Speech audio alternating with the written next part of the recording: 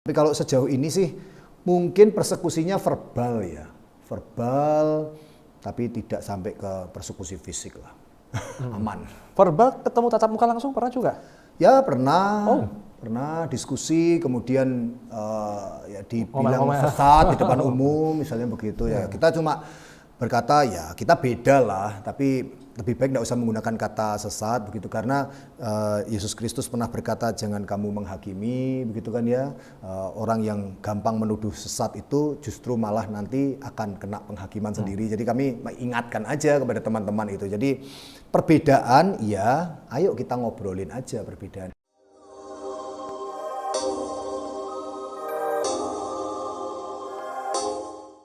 Sebelum Anda menyaksikan tayangan Mainframe TV berikut ini, saya ingin memperkenalkan kepada Anda aplikasi Vanigo yang dapat Anda install secara gratis dalam Play Store. Aplikasi ini berisikan tayangan-tayangan film terkini, drama Korea, dan video-video lucu yang dapat Anda saksikan secara gratis. Dan dalam aplikasi ini Anda akan mendapatkan koin sejumlah tertentu dan koin Anda akan bertambah setiap kali Anda menyaksikan video dalam durasi waktu tertentu dan juga mengajak rekan Anda untuk melakukan download aplikasi tersebut. Nah, berikut adalah tampilan awal dari aplikasi Vanigo setelah Anda melakukan download. Di sini akan ada jumlah koin yang ada dalam wallet ya. Koin awalnya adalah 1 juta, di mana apabila Anda klik, koin tersebut setara dengan Rp100.000 dan nanti dapat Anda tukar dengan pulsa dalam kondisi tertentu. Dari aplikasi di sini Anda bisa melihat video-video pilihan, dan setiap kali Anda melakukan klik dan menyaksikan tayangan video ini dalam jumlah tertentu, maka koin Anda akan bertambah. Demikian juga pada saat Anda mengajak rekan Anda untuk melakukan download pada aplikasi tersebut. Nah, tunggu apa lagi? Jadi segera download aplikasinya dan mari kita saksikan tayangan Mainframe TV berikut ini. Tayangan Mainframe TV berikut ini berkaitan dengan keragaman agama yang begitu luasnya kalau misalnya kita tidak bisa bilang sebagai begitu rumitnya. Ya. Dan kali ini saya berada langsung di Gereja Jemaat Allah Global Indonesia dan bertemu dengan narasumber kita kali ini adalah Bapak Pendeta Arianto Nugroho. Saya tadi sempat salah sehingga di-tag lagi. Selamat siang Pak. Ya, selamat siang. Saya terima kasih, Shalom. Ya, saya terima kasih sekali bisa hadir di sini. Ya, setelah tadi kita sempat pindah lokasi. Dan saya ucapkan selamat ulang tahun pada Bapak yang kemarin berulang tahun. Terima kasih. Ya. Langsung aja Pak ya, kita bicara ke sebuah inti pembicaraan di mana kalau kita bicara Gereja Jemaat Allah Global Indonesia ini mempunyai konsep Unitarian yang artinya disebut sebagai konsep yang berbeda dengan pemahaman kekristenan pada umumnya. Bisa diceritakan Pak? Sebelum masuk ke konsep Kristen Unitariannya, saya ingin penyamaan istilah dulu ya, bahwa kita dalam siaran ini memakai peristilahan yang dipakai oleh Lembaga Alkitab Indonesia. Jadi menggunakan istilah Allah untuk menerjemahkan God dan menggunakan istilah Tuhan untuk menerjemahkan Lord. Karena sebetulnya ini problematik dalam bahasa Indonesia. Karena dalam bahasa Indonesia ada kerancuan ketika menggunakan kata Tuhan. Karena Kamus Besar Bahasa Indonesia sebetulnya mensyaratkan penggunaan kata Tuhan untuk menerjemahkan God. Jadi sebetulnya ini menjadi problematik terutama ketika lintas agama. Ketika kita berkata mengenai Tuhan Yesus itu akan ditangkap dengan sangat berbeda oleh orang yang memahami kata Tuhan dengan cara yang berbeda. Padahal kalau dalam bahasa Inggris itu akan sangat jelas Lord Jesus. Jadi izin saya memakai dengan konsisten terjemahan yang digunakan oleh LAI. Ya, jadi Allah untuk menerjemahkan God dan Tuhan untuk menerjemahkan Lord. Itu sebetulnya permasalahan saya dulu waktu kecil ya. Ini permasalahan yang harusnya diselesaikan segera. Jadi harus memilih sebetulnya apakah memang kita mau pakai dengan konsisten Tuhan sebagai terjemahan untuk God. Kalau iya, maka sebetulnya persyaratannya semua Alkitab Kristen yang berbahasa Indonesia harus menyesuaikan ke arah sana. Nah, mungkin kata Lord Jesus-nya bisa diganti Tuhan. Tuhan mungkin ya. Mungkin seperti itu kalau memang kita mau konsisten. Nah, sekarang kita masuk ke topiknya. Jadi sebetulnya memang penggunaan istilah Kristen Unitarian itu kan ya namanya identitas lah begitu ya. Jadi kalau asal katanya kan unus gitu 1 gitu ya, tres itu 3. Nah, Unitarian itu dari kata unus itu sehingga dia mengatakan bahwa kami ini adalah orang Kristen yang secara mutlak menyembah kepada Allah yang satu, mutlak gitu ya. Baik itu pribadinya maupun itu hakikatnya. Sementara itu akan berbeda dengan mereka yang menyebut dirinya Trinitarian, karena itu dari kata tres gitu kan. Mereka menyembah kepada Allah yang satu hakikatnya tapi tiga pribadinya. Nah, ketika kita membicarakan kenapa kami memilih menjadi Kristen Unitarian, sebetulnya memang kalau kita melihat itu Yesus Kristus sendiri ketika dia menyampaikan ajarannya di dalam Yohanes 17 ayat 3 misalnya, dia mengatakan inilah hidup yang kekal itu, yaitu bahwa mereka mengenal Engkau yang ditujukan kepada Sang Bapa itu sebagai satu-satunya Allah yang benar, the only true God, dan Yesus Kristus yang diutus. Jadi kenapa harus pakai the only true God? Karena sebetulnya kalau kita berbicara tentang akar kata, ya, kata Allah yang dalam bahasa Ibrani mungkin kata dasarnya menggunakan kata El, itu kan sebetulnya artinya yang berkuasa, yang kuat. Sehingga kalau kita lihat di dalam kitab suci itu seringkali kata El, kata ilah, kalau dalam bahasa Arab itu kata ilah atau kata Allah dalam konteks yang hurufnya kecil kalau dalam bahasa Indonesia ya, itu bisa disempatkan kepada malaikat misalnya. Mazmur 82 ayat 1 dan 6 itu malaikat disebut engkau adalah Allah, anak-anak yang maha tinggi. Ya. Kemudian bisa disematkan kepada nabi. Ya. Musa misalnya mendapatkan ilham dari Allah yang satu-satunya itu, engkau aku jadikan Allah bagi Fir'aun. Ya. Kemudian bisa disematkan juga kepada raja. Ya, kalau di dalam Yehezkiel 32 misalnya terjemahan El Gibor dipakai di situ, itu adalah pahlawan-pahlawan yang perkasa dan kuat. Jadi kalau 1 Korintus 8 ayat 5 misalnya Rasul Paulus berkata bahwa ada banyak yang disebut Allah, mungkin betul. Karena artinya Allah itu kan yang lebih dari manusia rata-rata, kan begitu.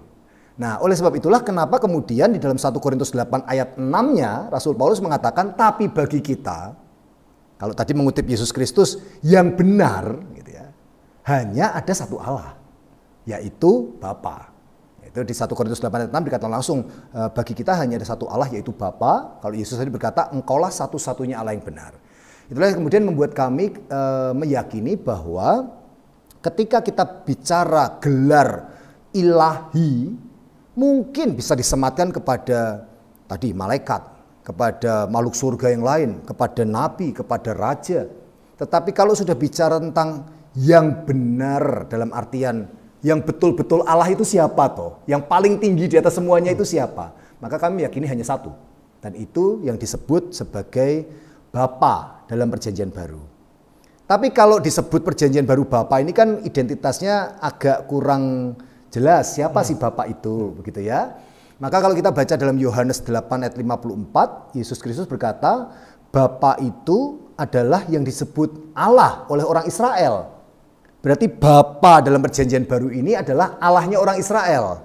Yang termuat di perjanjian lama. Di perjanjian lama. Nah kalau gitu kita bisa cari dong Allahnya orang Israel ini siapa? Di dalam Keluaran 3 ayat 14-15 dikatakan, akulah YHWH, Allahnya Abraham, Allahnya Ishak, Allahnya Yakub, Allahnya nenek moyangmu, itulah namaku. Jadi ada person, ada pribadi yang memperkenalkan diri dengan menggunakan nama YHWH itu. Ya, pelafalannya seperti apa? Ada banyak diskusi tentang itu, tapi kami menggunakan pelafalan Yahweh misalnya, bahwa dialah Allahnya Abraham, Allahnya orang Israel, dan kemudian disebut Yesus sebagai Bapa. Jadi ketika kita berkata bahwa Bapa sebagai satu-satunya Allah yang benar, maka referensi kita kemudian adalah kepada satu-satunya Allah yang dikenal oleh Abraham, yang dikenal oleh Musa, dan yang dikenal oleh Yesus Kristus. Itu yang kemudian membuat kami menempatkan diri kami sebagai seorang yang percaya bahwa Allah itu memang satu mutlak dalam artian the only true God tadi. Tapi kalau yang disebut ilah atau ilahi, ya mungkin banyak. Artinya dengan jelas konsep Unitarian ini menyebut bahwa Tuhan Yesus itu bukan Allah yang disembah oleh bukan benar, Tuhan Yesus bukan Allah, seperti itu ya? Jadi kalau kami melihatnya dalam khotbah, misalnya khotbah Rasul Petrus di Serambi Salomo dalam Kisah 3:13 itu dikatakan Allahnya Abraham, Ishak dan Yakub, tadi sudah kita pelajari namanya Yahweh tadi, disebut Yesus sebagai Bapa. telah mempermuliakan hambanya yaitu Yesus Kristus. Jadi pertama harus dicatat bahwa jelas ada pembedaan pribadi. Ya, pribadi Yahweh sebagai Allahnya Abraham tadi dan pribadi Yesus Kristus sebagai yang diutus. Nah, kalau sudah bicara apakah Yesus Kristus adalah the only true God tadi, tentu saja kami meyakini bahwa tidak. Karena the only true God-nya kan hanya satu, yaitu Bapa atau Yahweh tadi, gitu ya. Siapakah kalau gitu Yesus? Maka dalam Kisah 2 ayat 36 dikatakan bahwa Allah, Yahweh tadi, telah membuat Yesus yang kamu tolak itu menjadi Tuhan dan Kristus, Lord and Christ. Berarti Yesus posisinya adalah majikan, pemimpin, Tuhan, dan Kristus, Mesias, yang diurapi. Jadi Allah yang mengurapi Yesus. Berarti Allah punya posisi bagi kami, Allah punya posisi atau Bapa itu punya posisi yang lebih tinggi daripada Yesus, tidak sejajar. Oke. Itu yang beberapa kesempatan sempat disebut sebagai Unitarian ini sebagai Kristen Tauhid, Pak. Ya. Setuju nggak seperti itu? Atau penyempatan Kristen Tauhid ini sebetulnya karena kalau saya baca referensi di Google, Unitarian selalu disebut sebagai Kristen Tauhid itu. Apakah dari pihak internal Unitarian sendiri atau memang dari orang lain sih kira-kira? Jadi tahun 94 sampai 98 ketika kita mulai menyelidiki dan memulai awal pergerakan ini, bahkan mungkin sampai menjelang tahun 2000 ya, sebelum kita kongres pertama itu kan kita bingung cari nama. Kalau kita menyebut diri kita ini Kristen monoteis, semua Kristen menyebut dirinya monoteis. Ya. Termasuk juga sebetulnya semua Kristen menyebut dirinya juga tauhid sebetulnya.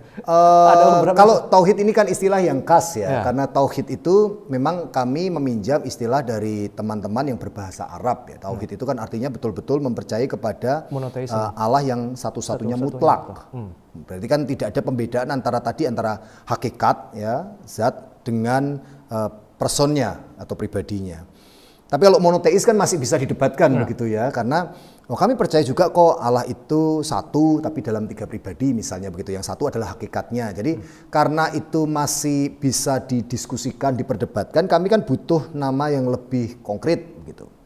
Waktu itu memang kami awal-awal memakai nama dengan bahasa Arab itu Kristen Tauhid. Artinya mengatakan bahwa satunya kami ini mutlak gitu ya, bukan satu tapi berbeda pribadi gitu.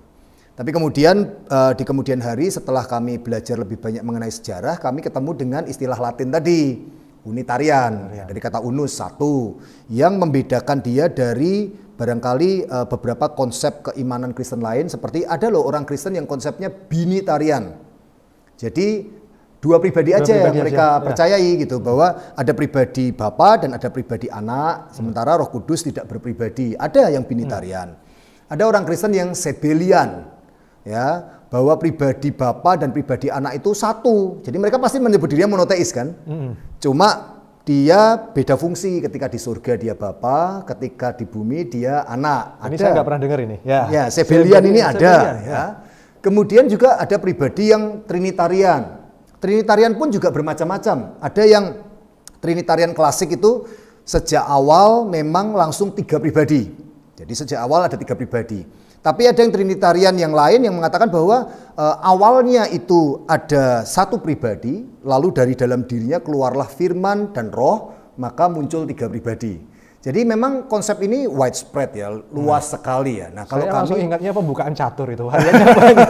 Nah, kami kemudian berpikir bahwa oke lah kalau begitu, karena sudah ada nama yang cukup melekat dalam pemahaman kami, akhirnya kami kemudian memakai sejak tahun, saya ingatnya sejak tahun 2000-an lah, kami memakai istilah Kristen Unitarian ya, untuk menunjukkan bahwa kami ini percaya kepada Allah yang satu, tapi satunya itu mutlak begitu. Sehingga berbeda dengan satu tapi tiga pribadi seperti teman-teman Trinitarian, berbeda dengan satu tapi dua pribadi seperti teman-teman Binitarian, berbeda dengan satu tapi bisa pindah-pindah peran seperti teman-teman Sebelian. Jadi kan masing-masing perlu punya pengidentifikasian gitu aja. Jadi mungkin itu nama ya kami pinjem sampai tahun 2000.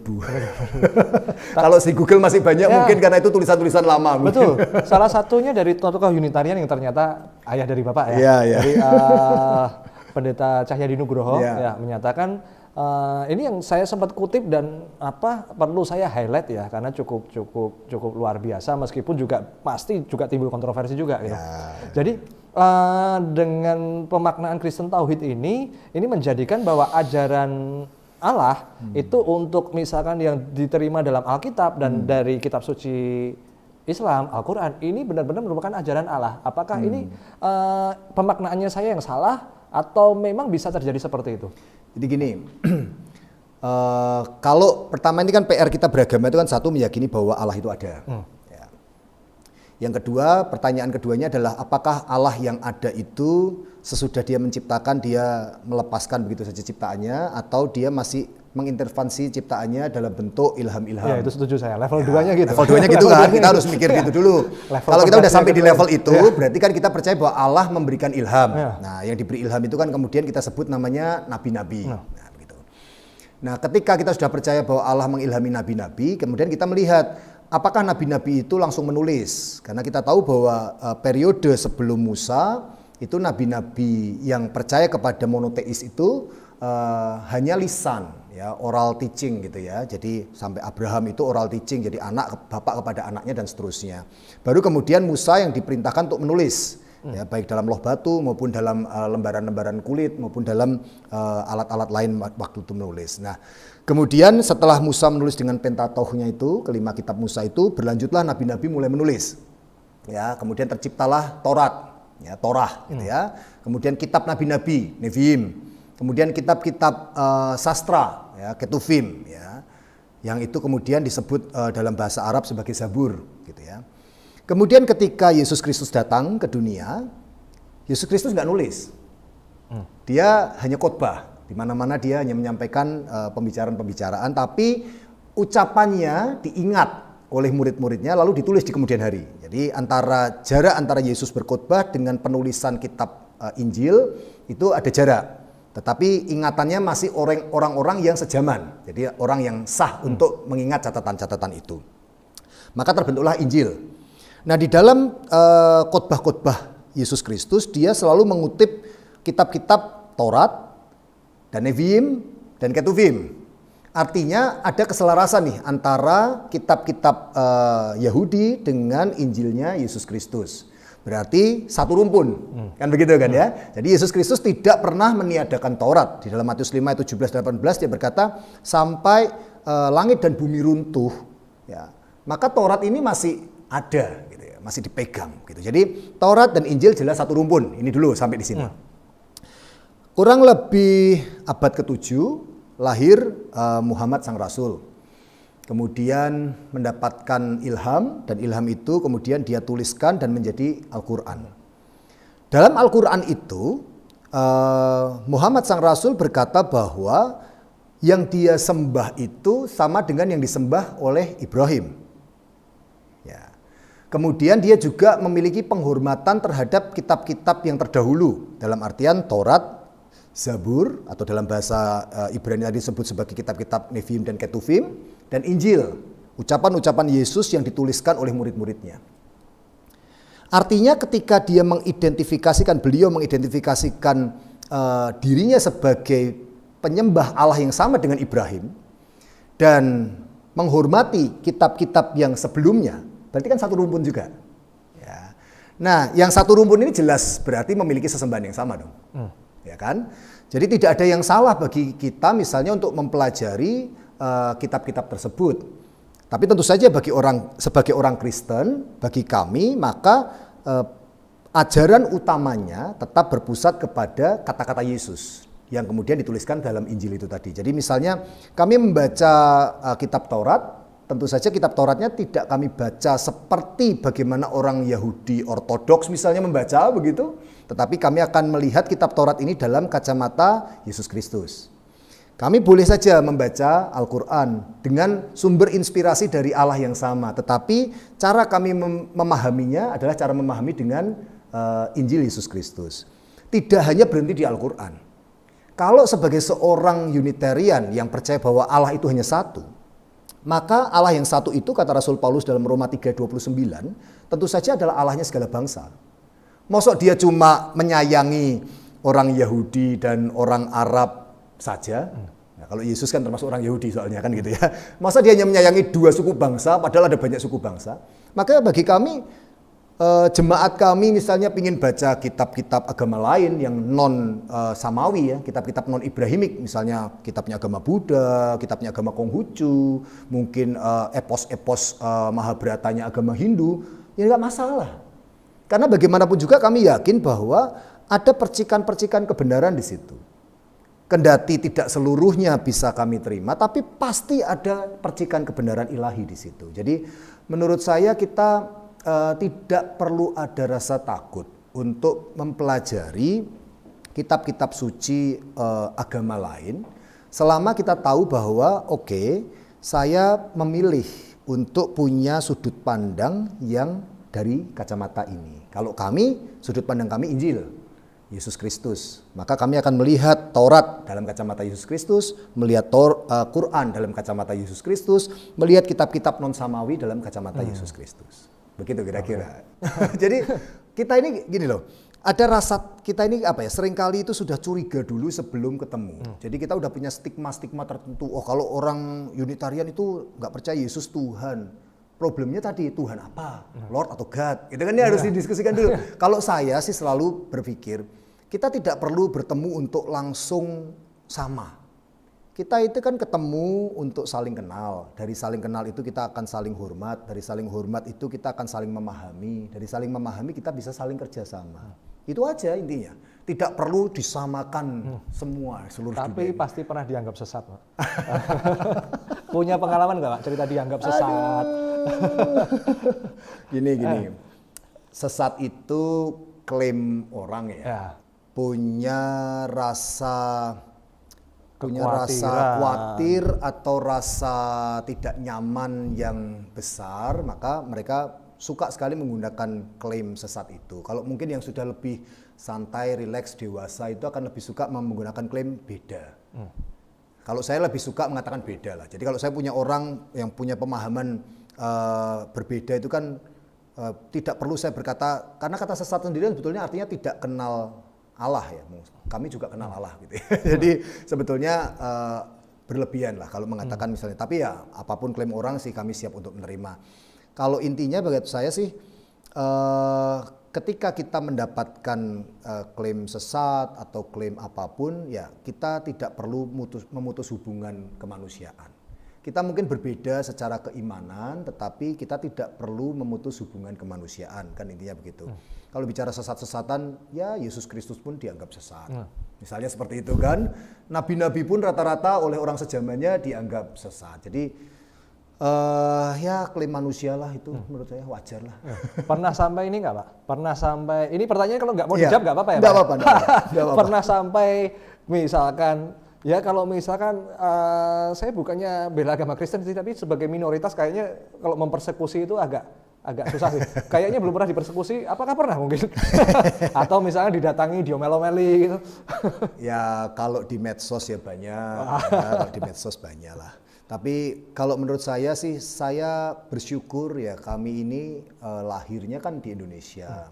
Dan kemudian kami juga hidup di Indonesia. Dan Indonesia ini kan negara kebangsaan ya. Dengan Pancasila dan UUD 45 yang melindunginya itu kan membuat orang Indonesia itu cenderung untuk toleran. Ya. Hanya sebagian kecil yang mungkin menjadi radikal dan intoleran gitu ya. Sebagian kecil tapi banyak juga. Ya, sebagian kecil tapi galak biasanya gitu ya. Nah, ketika hidup di negeri yang toleran ini, saya gabung di misalnya Persaudaraan Lintas Agama di Semarang, ketemu dengan Romo Katolik, ketemu dengan pendeta Protestan yang Trinitarian, ya biasa saja.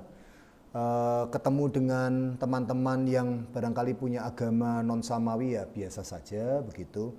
Ya biasanya yang galak itu kan kalau sudah merasa bahwa ini betul-betul mengganggu dia dan sebagainya macamnya, mungkin ada pertanyaan-pertanyaan yang membuat dia merasa terusik begitu ya. Tapi kalau sejauh ini sih mungkin persekusinya verbal ya, verbal tapi tidak sampai ke persekusi fisik lah. Aman. Verbal ketemu tatap muka langsung pernah juga?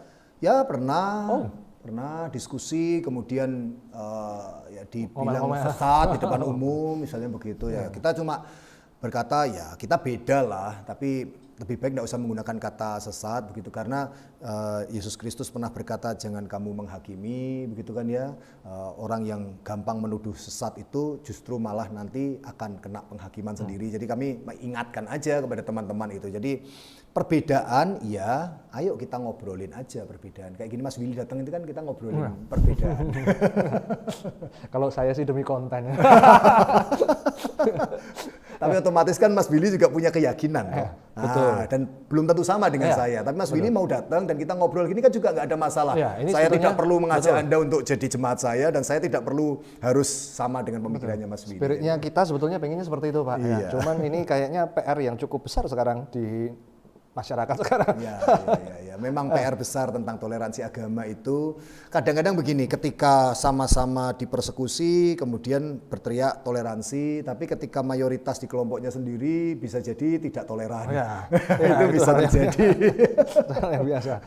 Dan berikutnya gini, kiblatnya gereja, saya sebut JAGI ya, atau Jagi ya. Kiblatnya Jagi ini kalau secara internasional kemana Pak? Atau gini, kalau misalkan yang saya baca konsep Unitarian ini berasal dari pemahaman dari seorang tokoh Arius ya, yang Arius yang dianggap sesat dan sebetulnya terus melahirkan nama aliran Arianisme yang kemudian berkembang ke disebut sebagai saksi Yehova, ini arahannya ke Arianisme, terus juga Arianisme. Apakah itu benar gitu? Nah, mungkin bisa cerita-cerita ini Pak. Yang pertama memang kalau Arius disebut sesat kan lagi-lagi tadi itu adalah otoritas gereja pada waktu itu bersama dengan kerajaan Roma Katolik di bawah Kaisar Konstantin. Jadi ya itu klaim politis ya.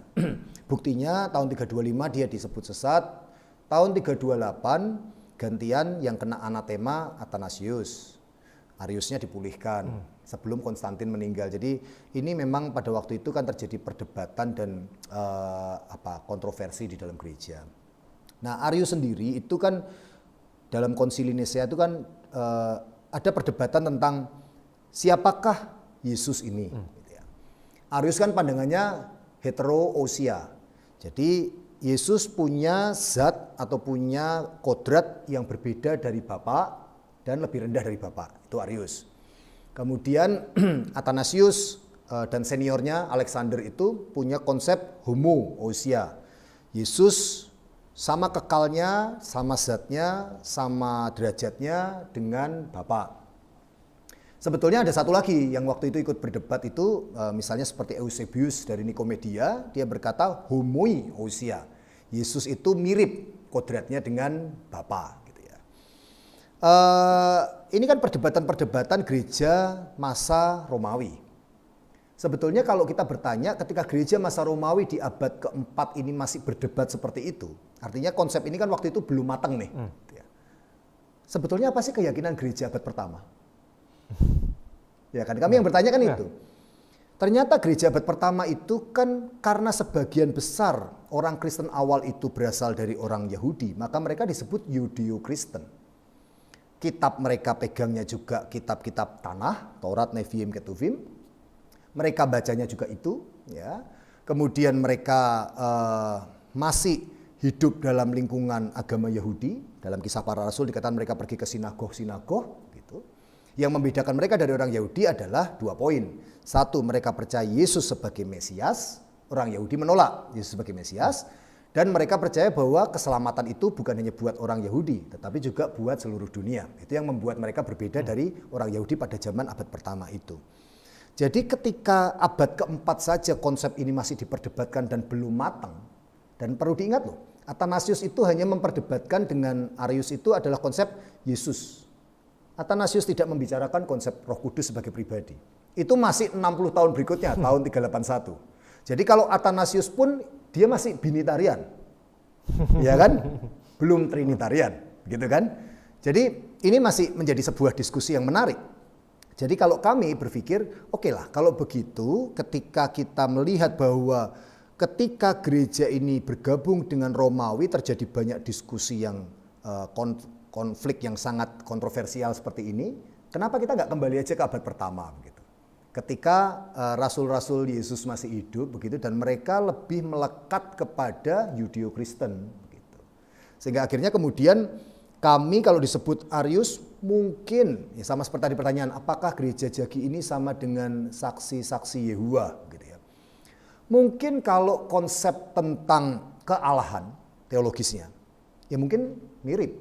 Ya, saya nggak tahu persisnya karena saya belum baca bukunya Arius dan saya belum mendalami saksi Yehuwa.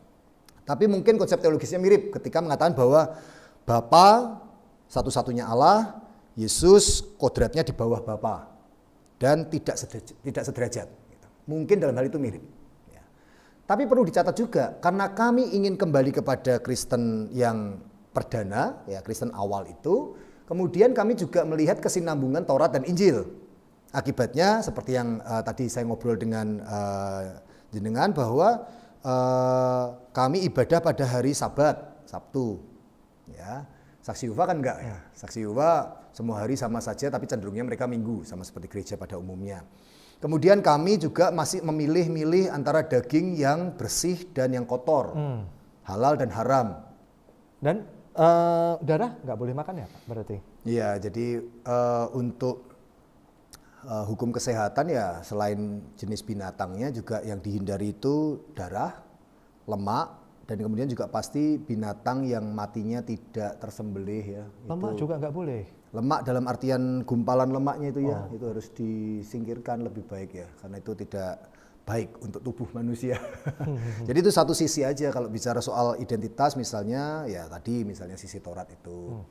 Kalau identitas yang lain juga ya ada juga sejumlah perbedaan lain kan. Yang jelas misalnya di gereja ini juga kita masih memasang 10 firman begitu ya. Kita menganggap bahwa ke 10 firman ini ya harus dipegang. Otomatis bicara soal hukum keempat ada ibadah pada hari Sabat, berhenti pada hari Sabat. Jadi kami memang anak-anak kami cenderung untuk ya butuh perjuangan ya untuk tidak bekerja dan tidak bersekolah itu pada hari Sabat. Untungnya sekarang udah banyak tempat kerja dan tempat sekolah yang libur hari Sabat ya. Kalau zaman saya dulu masih perjuangannya masih lebih ketat ya karena dulu 6 hari kerja, sekarang udah cenderung 5. Kemudian kalau soal hari-hari raya juga mungkin kita agak berbeda ya. Jadi di gereja kami tentu saja dengan tidak bermaksud untuk mengatakan mana yang benar mana yang salah, kami menghormati setiap pilihan dari gereja-gereja lain, tapi kami tidak merayakan Natal pada 25 Desember ya karena kami melihat dua catatan dalam kitab Injil bahwa keluarga Yusuf Maria itu kan mengadakan perjalanan untuk sensus penduduk ya dari daerah Nazaret ke daerah Bethlehem itu kan cukup jauh ya. Dan kemudian gembala-gembala ketika Yesus Kristus lahir itu berada di padang untuk mengembalakan ternaknya. Kami cenderung melihat bahwa ini musimnya bukan musim dingin gitu. Ini musimnya mungkin masih musim gugur yang agak hangat begitu. Jadi mungkin September, Oktober begitu dibandingkan Desember yang sudah sangat dingin. Jadi kami akhirnya memutuskan untuk kita peringati kelahiran Yesus tapi tidak usah menempati tanggal tertentu lah begitu kira-kira. Jadi itu contoh-contoh di mana kami cenderung untuk berani menyelidiki akarnya dulu sebelum mengikuti tradisi begitu. Karena 25 Desember saya sempat itu tulis status di Facebook jadi bahan omelan. Karena 25 Desember setahu saya memang zaman lama ya itu diperingati sebagai kelahiran Dewa Kesuburan atau apa ya? Mitras kalau nggak salah. Itu Easter. Easter Itu namanya diambil dari sana. Tapi kalau 25 Desember itu dulu di zaman Romawi itu ada hari Saturnalia itu kan, di mana matahari menempati titik paling jauh dari Eropa sehingga malam itu sangat panjang dan dingin. Sehingga mereka kemudian mengadakan perayaan untuk menghitung kapan si matahari itu kembali lagi ke utara gitu. Jadi mereka kemudian punya perayaan itu dan setelah mereka menjadi Kristen perayaannya diubah gitu ya. Tapi tentang ini ya sekali lagi ini sudah menjadi tradisi begitu, tradisi di gereja dan kami sih menghormati saja kalau yang masih mau menjalankan tradisi ini. Tapi kami memilih untuk tidak menjalankan tradisi ini karena toh memang faktanya menunjukkan bahwa tidak musim dingin itu aja. Cuma tanggalnya memang tidak dicatat. Ya, tanggalnya tidak dicatat kapan kelahiran Yesus Kristus itu. Itu tepatnya sempat saya baca di apa ya? Buku filosofi ya, pertanyaan sepele ya. Jadi ada tokoh yang dilahirkan tanggal 25 Desember, lahir dari seorang yang tanpa dosa segala macam. Tapi bukan Yesus Kristus, jawabannya Mitras. Sempat ada Saya malah belum baca seperti itu. Saya Dan belum baca itu malah. saya keluar itu di Facebook, diomeli orang banyak. ya, tadilah ada orang yang tidak siap dengan perbedaan pendapat. Nah, dan gini Pak, jadi apa yang ini yang biasa konsep Trinitarian ya, biasa kan membaptis itu dalam nama Bapa dan Putra dan Roh Kudus. Nah, kalau misalkan di Unitarian? Jadi baptisan itu kan merupakan proklamasi atau deklarasi iman ya orang untuk masuk ke dalam sebuah agama, dan terutama dalam hal ini agama Kristen. Jadi masing-masing agama itu kan punya cara untuk masuknya gitu ya istilahnya. Nah, baptisan itu formulanya tercatat di dalam Injil itu ada 2. Formula Matius 28 ya, baptiskanlah mereka dalam nama Bapa, Anak dan Roh Kudus. Dan formula yang di dalam kitab Markus 16 dan kitab Kisah Para Rasul, membaptiskan dalam nama Yesus Kristus. Dua-duanya tidak perlu, menurut kami, tidak perlu dihubungkan dengan Trinitarian atau Unitarian, karena dua-duanya tetap bisa dipakai oleh kedua pihak. Kami misalnya memahami Matius 28 itu tidak sebagai konsep Trinitarian, karena tidak ada Allah Bapa, Allah Anak, dan Allah Roh Kudus. Yang ada Bapa, Anak, dan Roh Kudus. Bapa itu adalah, jadi ketika dia masuk sebagai Kristen, satu-satunya Allah, yaitu Bapa. Anak itu adalah satu-satunya Mesias, gitu ya. Dan Roh Kudus adalah kuasa yang dijanjikan oleh Sang Mesias itu kepada umatnya. Jadi ketika dia masuk ke dalam komunitas Kristen, maka diharapkan dia punya pengenalan akan Allah, dia punya pengenalan akan Mesias, dan dia siap menerima kuasa Roh Kudus. Kami melihatnya begitu. Tidak harus dilihat sebagai kacamata Trinitarian, karena tidak ada kata Allah di depannya. Kecuali kalau itu konsepnya Allah Bapa, Allah Anak, Allah Roh Kudus, mungkin jadi Trinitarian. Tetapi sampai hari ini, mungkin sudah 10 tahun belakangan ini, karena di Kisah Para Rasul ya, itu kalau persisnya kalau mau dilihat nanti Kisah 2 ayat 38, itu Rasul Petrus ketika dia menyuruh para pendengarnya untuk baptis, dan Rasul Paulus dalam Kisah 19 ayat 4 dan 5, itu mereka membaptis lebih sederhana dalam nama Yesus Kristus. Karena gurunya itu Yesus Kristus gitu. Jadi kami akhir-akhir ini ketika membaptis, kami memakai formula Markus 16 dan Kisah tadi. Ya, jadi kami baptiskan engkau di dalam nama Yesus Kristus. Dan itu sah. Karena itu dilakukan oleh Rasul Petrus, itu dilakukan oleh Rasul Paulus. Jadi tidak mesti harus itu adalah konsep Trinitarian, enggak sih. Matius 28 itu kami terima juga meskipun itu ya sama. Artinya sebetulnya nggak masalah kalau misalnya Unitarian membaptis dalam nama dalam nama Bapa, Anak, dan Roh Kudus. Kami lakukan itu sejak tahun 2000 sampai kurang lebih tahun 2010. Tetapi kemudian kami meneliti lebih banyak kok orang-orang Kristen awal. Jadi kan kami ini punya kerinduan yang besar untuk kayak apa sih sebetulnya Kristen awal itu di abad pertama. Nah, ini kok orang-orang Kristen awal ini lebih suka dengan formula yang lebih singkat ini gitu kan. Nah, maka kami kemudian sejak 2010 ke atas itu kemudian memakai formula yang lebih singkat. Kami membaptis engkau dalam nama Yesus Kristus. Terus hubungan dengan PGI gimana Pak? Apakah tadi kita sempat bicara ya, Jagi ini ternyata tidak menginduk ke PGI ya? Jadi sebetulnya kalau soal legalitas, itu setiap sinode gereja di Indonesia itu kan yang paling penting kan mendaftarkan dirinya di Direktorat Jenderal Bimas Kristen, Kementerian Agama Republik Indonesia. Ini yang saya nggak tahu ya. Nah, itu kan dia terdaftar, kemudian setelah dia terdaftar di sana, maka dia sah menjadi sebuah lembaga agama setara gereja, dan begitu. Kami terdaftar sejak tahun 2000 tadi di era Gus Dur itu ya. Nah, kalau untuk memilih aras gitu ya, karena gereja-gereja itu kan di Indonesia itu denominasinya ada 300 lebih gitu. Mereka boleh ngumpul, bikin asosiasi begitu, yang memiliki visi dan misi yang sama kan begitu misalnya ya. Nah, maka aras itu di Indonesia sekarang setidak-tidaknya ada 7.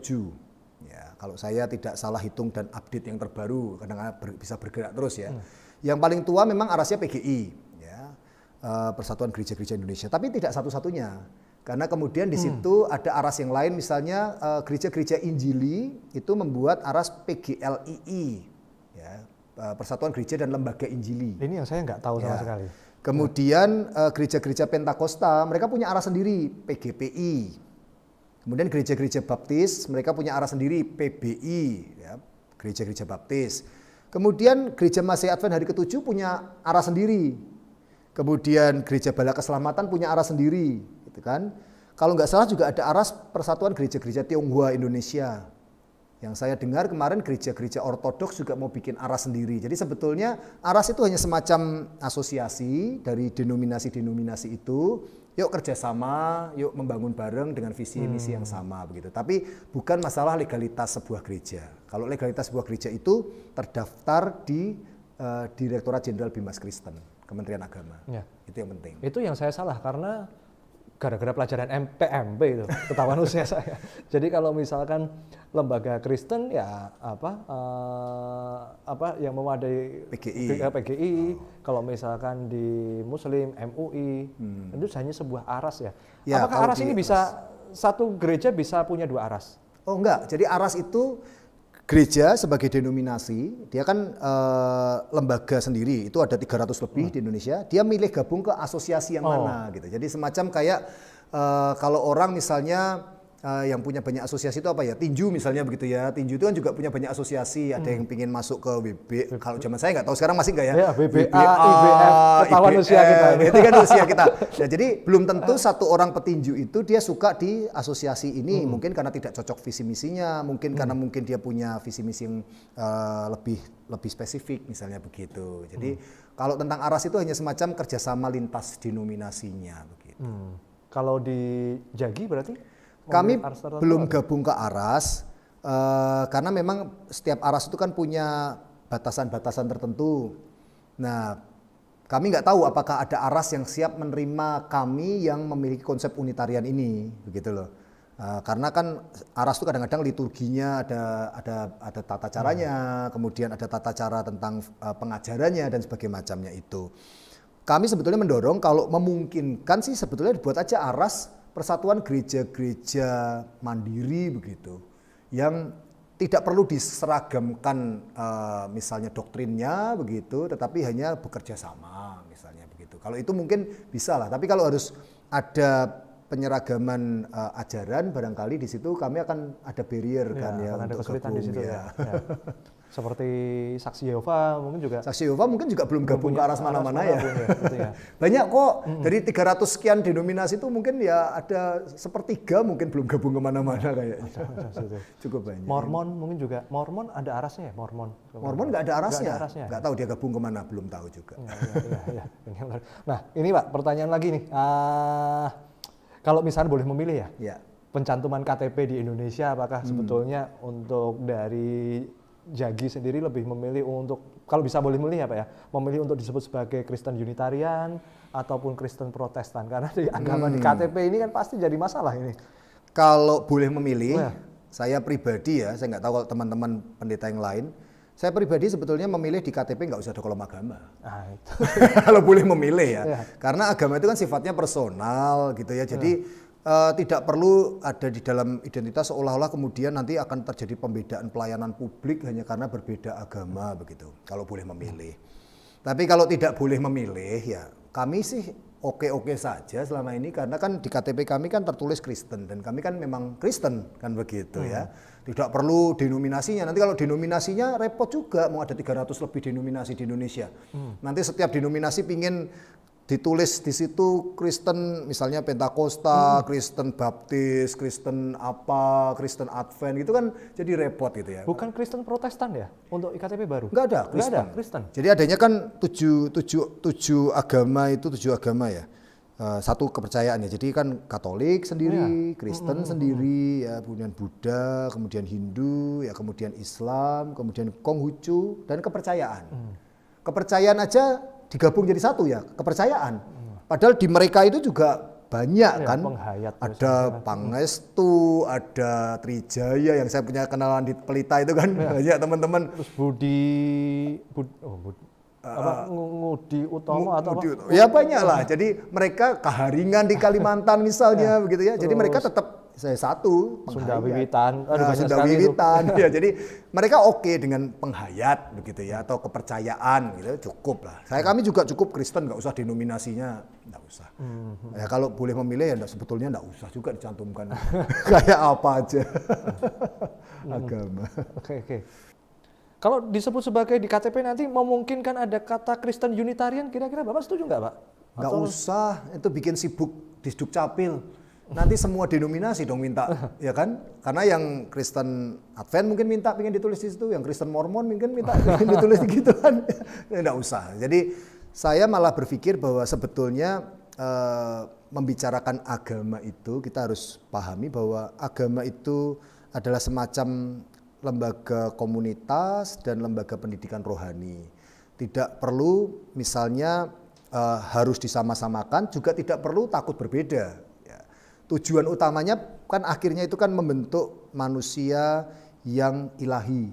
Ya, karena agama itu kan tujuannya adalah mengubah dari manusia yang secara biologis itu binatang, menjadi manusia yang punya kesadaran batin, menjadi manusia rohani. Kan begitu kan? Jadi tujuannya ke situ aja. Jadi kalau misalnya terjadi perbedaan cara ngajar, terjadi perbedaan cara berkonsep, perbedaan cara yang diimani, ya itu memang merupakan bagian dari pencariannya tadi. Gitu. Yang penting tujuannya manusia yang luhur tadi, manusia yang punya keilahian di dalam dirinya. Dan cerita Bapak tadi kalau misalnya menyatakan bahwa Unitarian ini mengacu pada konsep Kristen abad pertama. Kerinduan kami ya, kami belum, karena Kristen abad pertama itu literaturnya terbatas sekali begitu. Jadi kerinduan kami kalau bisa ingin riset lebih dalam ke arah itu, ya, Kristen perdana. Kristen perdana di mana mereka para rasul disebut pertama kalinya sebagai Kristen, dan itu cukup